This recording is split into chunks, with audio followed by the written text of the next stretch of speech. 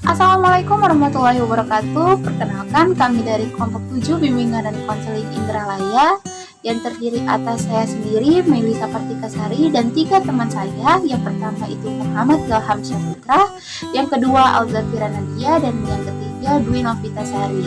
Di sini pada kesempatan kali ini kami akan menjelaskan tentang macam-macam permasalahan dalam belajar sebagai pemenuhan tugas mata kuliah bimbingan dan konseling belajar. Selamat menyaksikan. Fobia sekolah. Fobia sekolah adalah ketakutan yang luar biasa di luar proporsi yang umum untuk berada di sekolah. Ketakutan ini irasional, sehingga tidak mungkin dihibur dengan keterangan bahwa tidak ada yang perlu ditakuti di sekolah. Bentuk ketakutan ini bermacam-macam, tetapi pada intinya ialah menghindari berada di sekolah atau menolak untuk pergi ke sekolah. Fobia sekolah dibagi menjadi 2 jenis, yaitu fobia akut dan fobia kronik. Fobia akut biasanya terjadi hanya dalam hal ke sekolah. Biasanya penderita ini tetap tinggi prestasinya. Pada remaja, fobia akut ini jarang merupakan serangan pertama.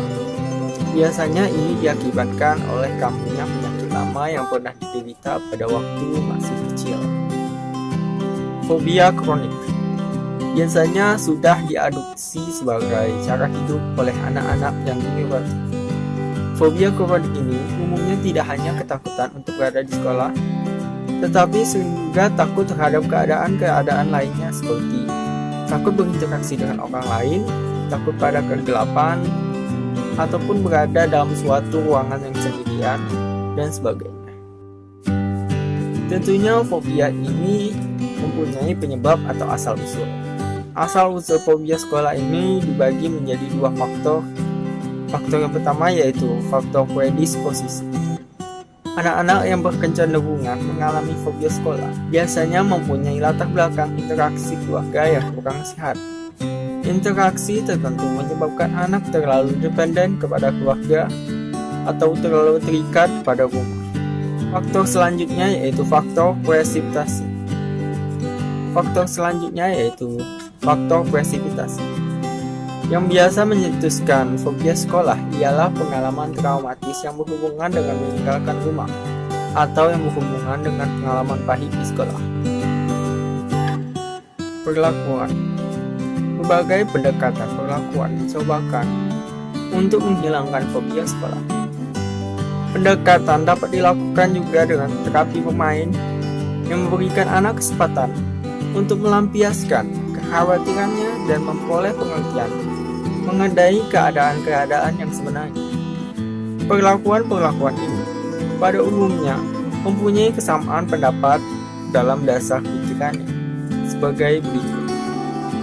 1. Ketakutan biasanya bukan hanya pada sekolah itu sendiri, tetapi ada hal-hal lainnya seperti takut berpisah dari orang tua dan sebagainya.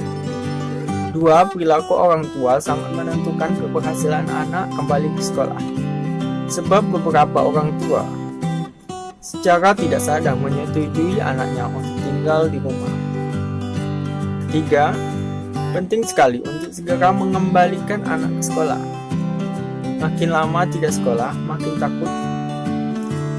Dari pikiran-pikiran dasar tersebut, ditetapkan 3 macam perlakuan penting. 1. Sikap tegas, mengembalikan murid untuk sekolah secepat mungkin. 2. Perlakuan langsung pada anak, seperti desensitisasi. Yang terakhir yaitu perlakuan bagi orang tua, agar tidak lagi mendukung fobia anak untuk tidak bersekolah. Baiklah, yang selanjutnya saya akan membahas tentang kegagalan dalam sekolah. Ada beberapa faktor yang mempengaruhi kegagalan dalam sekolah. Yang pertama itu memiliki keyakinan yang salah. Banyak siswa yang memiliki keyakinan yang salah terhadap sekolah.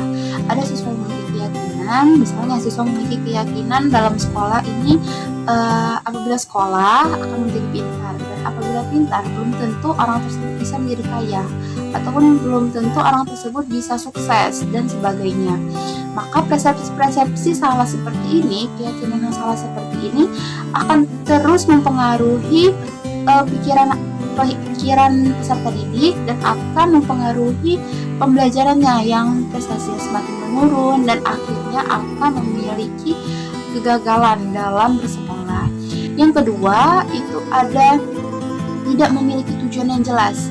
Jadi, apabila peserta didik tidak memiliki tujuan pendidikan yang jelas, maka hidupnya juga akan tidak terarah. Sebagai contoh, apabila siswa SMP tidak tahu dia sudah SMP ini ingin melanjutkan perkuliahan di mana atau masuk ke SMA di mana, maka akan sulit baginya untuk mewujudkan cita-citanya karena tidak ada tujuan yang jelas. Yang selanjutnya, yang ketiga, itu tidak memiliki keyakinan bahwa tujuannya itu tercapai. Banyak orang yang tidak memiliki keyakinan bahwasanya tujuan mereka itu tercapai. Banyak orang yang memiliki persepsi bahwasanya tidak akan tercapai dengan tujuan tersebut. Banyak orang yang lebih bisa di tujuan tersebut. Tidak mungkin saya bisa untuk mencapai tujuan atau cita-cita itu. Apabila siswa tidak memiliki rasa kepercayaan seperti itu, maka tidak ada lagi yang bisa meyakini melainkan diri mereka sendiri. Dan itu juga menjadi salah satu faktor kegagalan siswa dalam belajar.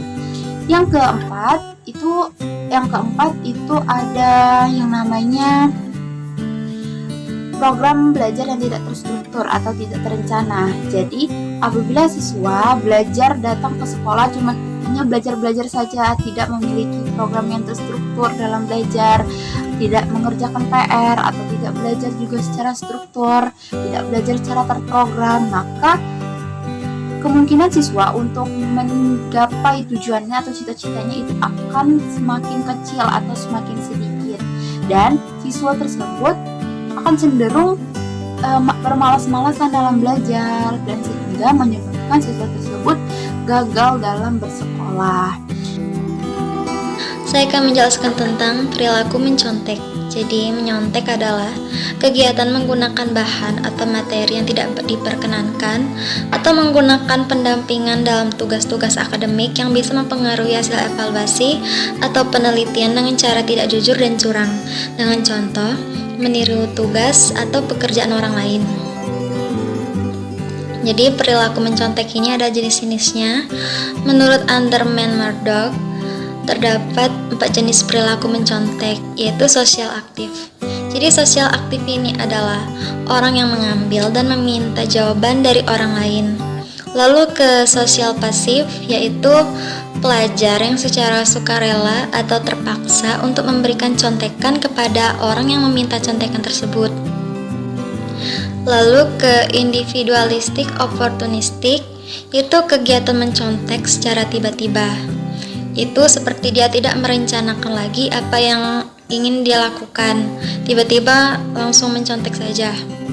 Lalu independent plan adalah individu dengan sengaja melakukan sendiri kegiatan mencontek yang akan dilakukannya pada saat tes dengan mempersiapkan materi yang dibawanya yang berlainan dengan individualistik opportunistik tadi yang melakukan secara tiba-tiba tanpa rencana. Faktor penyebab perilaku mencontek adalah adanya tekanan untuk mendapatkan nilai tinggi, lalu keinginan untuk menghindari kegagalan, lalu adanya persepsi bahwa sekolah melakukan hal yang tidak adil, lalu kurangnya waktu untuk menyelesaikan tugas sekolah. Yang terakhir adalah tidak adanya sikap menentang perilaku mencontek di sekolah. Terima kasih. Di sini saya akan membahas materi mengenai burnout bersekolah, baik itu dari pengertian, dimensi, faktor penyebab, serta upaya yang dapat dilakukan baik itu dari guru maupun orang tua. Baiklah, saya akan membahas materi mengenai pengertian dari burnout. Burnout sendiri adalah istilah yang digunakan untuk menggambarkan sindrom kelelahan emosional dan sinisme yang terjadi sebagai respons terhadap stres dan ketegangan hidup. Pada perkembangan lebih lanjut, pada sebagian anak mulai timbul rasa jenuh atau burnout untuk bersekolah. yang merupakan jenis masalah belajar atau learning disabilities, di mana indikatornya adalah hasil belajar yang rendah, lambat dalam melakukan tugas-tugas kegiatan belajarnya, serta menunjukkan sikap-sikap yang tidak wajar. Maslah dan Jackson sendiri mengidentifikasi burnout dalam 3 dimensi. Yang pertama, kelelahan emosional, yang kedua, depersonalisasi, dan yang ketiga, mengurangi prestasi pribadi. Ada 2 faktor yang menyebabkan munculnya burnout, yakni dari faktor internal dan juga faktor eksternal. Dari faktor internal sendiri merupakan faktor yang terjadi di dalam diri anak tersebut, yaitu suatu kondisi fisik dan juga psikis yang lelah, tidak adanya motivasi untuk berprestasi, dan masih banyak lagi. Dan yang kedua dari faktor eksternal. Dari faktor ini disebabkan oleh adanya pengaruh dari pihak luar anak, misalnya orang tua yang selalu menuntut lebih pada anak, ketidakcocokan terhadap lingkungan sekolah, serta rasa bosan yang diakibatkan oleh metode pengajaran guru di kelas. Setelah kita sudah mengetahui pengertian, dimensi, serta faktor, maka selanjutnya kita akan membahas upaya yang dapat dilakukan baik itu dari orang tua maupun konselor dalam mengatasi burnout. Yang pertama, mendorong guru untuk melakukan berbagai strategi, pendekatan, metode, serta media pembelajaran yang lebih bervariasi sehingga tidak menimbulkan kejenuhan dalam proses pembelajaran. Yang kedua, melakukan istirahat sejenak dan menganjurkan siswa untuk mengonsumsi makanan dan minuman yang bergizi dengan takaran yang cukup.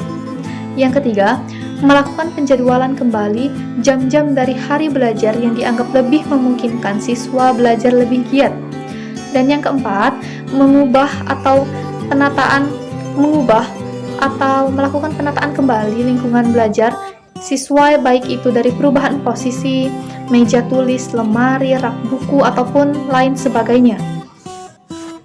Yang kelima, memberikan motivasi dan stimulasi baru agar siswa merasa terdorong untuk belajar lebih giat pada hari sebelumnya. Yang keenam, siswa didorong untuk berbuat nyata atau tidak mudah untuk menyerah dan tinggal diam, dengan cara untuk mencoba belajar dan lebih belajar lagi. Yang ketujuh, menyampaikan informasi yang lebih bermanfaat dari belajar. Yang kedelapan, menciptakan suasana belajar yang lebih menyenangkan dan kreatif. Baiklah, terima kasih kepada Bapak Ibu dosen serta teman-teman sekalian yang sudah mengklik video ini. Semoga video ini dapat bermanfaat bagi kita semua. Kami dari kelompok 7 meminta maaf apabila terdapat kesalahan kata dalam video ini. Lebih dan kurang kami mohon maaf. Kepada Allah kami mohon ampun. Akhirul kalam, wabillahi taufiq wal hidayah. Wassalamualaikum warahmatullahi wabarakatuh.